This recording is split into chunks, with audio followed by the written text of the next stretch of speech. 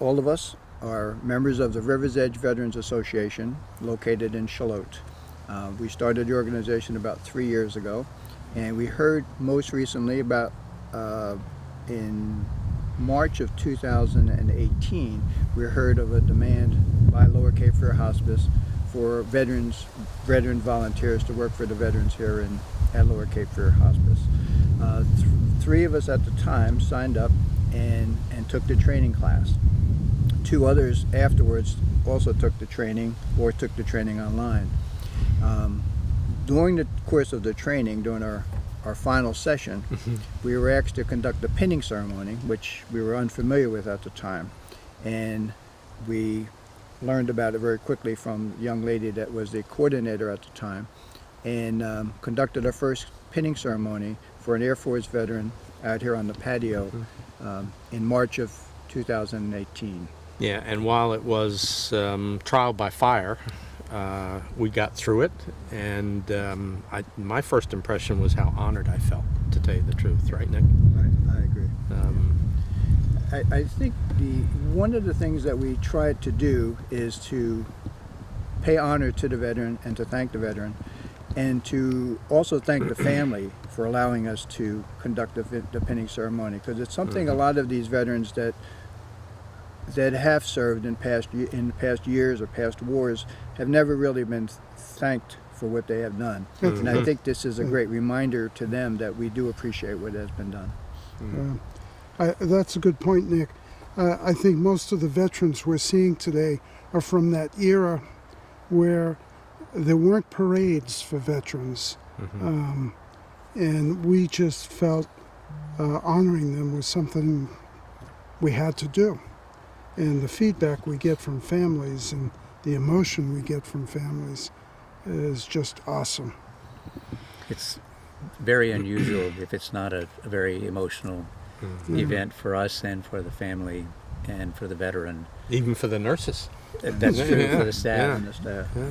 I think that the patients that are here in the hospice center, it's an important time for them and for their families, but I think this recognition of their veterans service period and honoring them gives a kind of special meaning, not just to their time here, but it gives a special meaning to their life.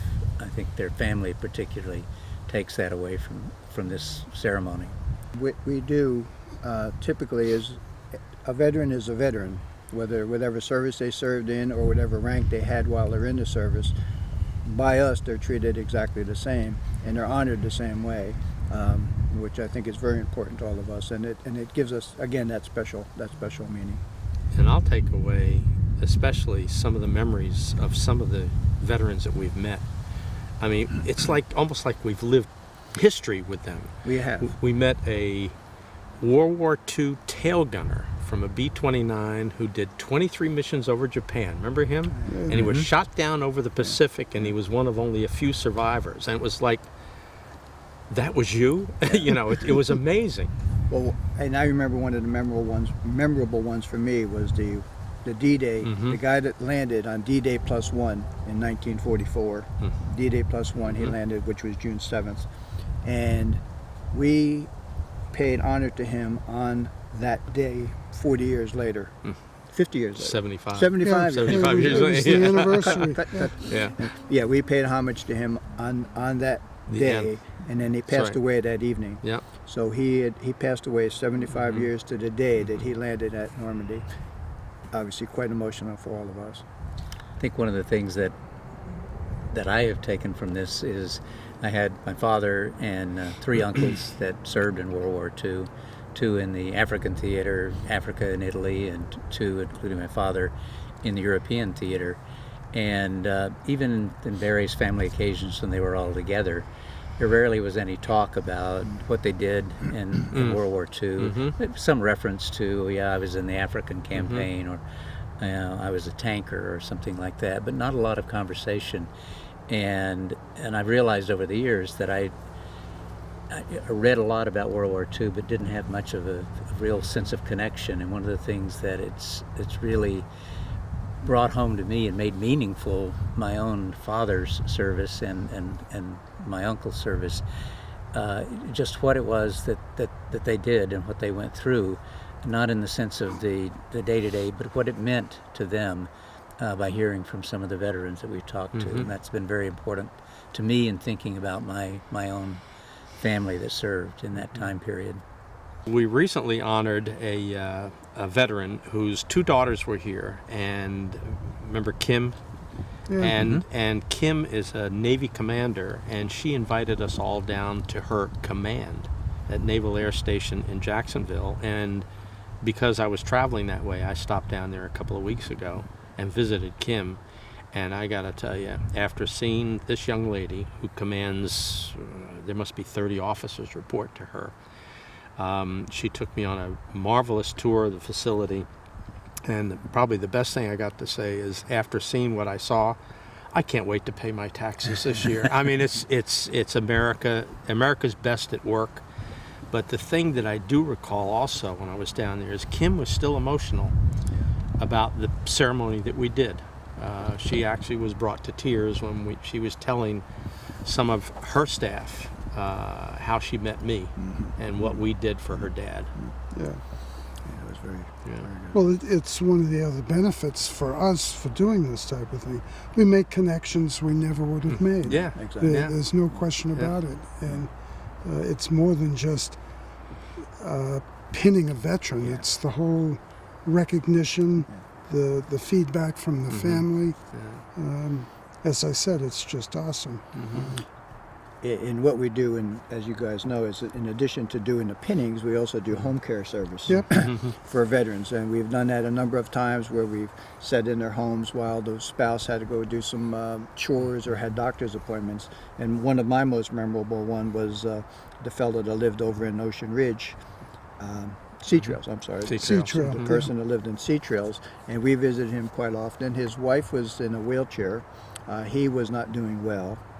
So she would ask us to do different chores for him, for her, setting the shelves, changing light bulbs, and doing all sorts of things. But the most memorable one was he had what year Mustang was that? 60? No, it was like a 2013 Mustang GT. Yeah, and it had been sitting in a garage for a long period of time, not without being used. So he asked us to wash it. So we did, and of course, once we washed it, we wheeled it out into the driveway and started it up and let him hear the pipes, if you remember. And they were pretty loud pipes, if you remember. Yes. And that was very memorable. And the Vroom, wife vroom. and the wife today is still very appreciative of what we have done, and has even called on occasion and asked us to keep in touch. So. She invited us to the memorial And service. they had the memorial service Yeah. we all went to. Right, absolutely. You're right about the connections. Yeah. I recall the home pinning that we did for a veteran that was after his service. First, he was I believe a sheriff, or a policeman in New York State for a while. Moved down here and joined the Brunswick The County, Brunswick County Sheriff's Sheriff's, Department. yeah. And we got there, and we were the first people to arrive, other than a couple of family members and the social worker. And then gradually, various members of the Brunswick County Sheriff's Department came in, and he was very communicative and talking with us and with them. And you could tell the affection that he shared with his fellow officers in the Brunswick County Sheriff's Department, and vice versa, and the kind of joking and camaraderie. When we get to the part in the ceremony, we had alerted them in advance that where we salute you, they all joined in the salute. And I think that that moment alone was it was hard to contain the tears at that point, and not because in sadness, but in just kind of a joy that he was in connecting his military service with his life here in Brunswick County. Someone I met recently was asking how we're notified of this and when do you go up, and I explained to him, I said, well, it's really about not just about the veteran, it's about the family. The family is there, that they want to participate in what we do. And I commented to her about how we're constantly on call. Yes. We're getting phone calls late in the afternoon. We need you right away, and I don't think we've ever said no or No, we never not did. reacted Never fast did. enough. The memorable in that case was the day that we were all playing golf. Yep. Bob was away. Mm-hmm. Larry was at home. And the three of us were playing golf, and we got a call. You got the call, I believe, and Yep. I was playing golf behind you. You guys were playing together, and you said, "Hey, we got a call from Hospice. They'd like us over there as soon as possible." All of us stopped playing golf at that time. Called Larry, ran home, Yeah. took showers. Sort of. I think. Not really. Not really. And got over here Yeah. before.